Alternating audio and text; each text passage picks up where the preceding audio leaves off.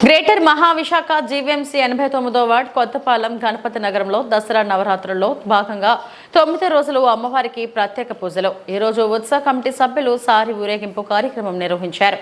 ఈ కార్యక్రమానికి ముఖ్య అతిథిగా డీకే ఫౌండేషన్ వ్యవస్థాపకులు దొడ్డి కిరణ్ దంపతులు హాజరై వారి చేతుల మీదుగా పూజా కార్యక్రమాలు నిర్వహించారు.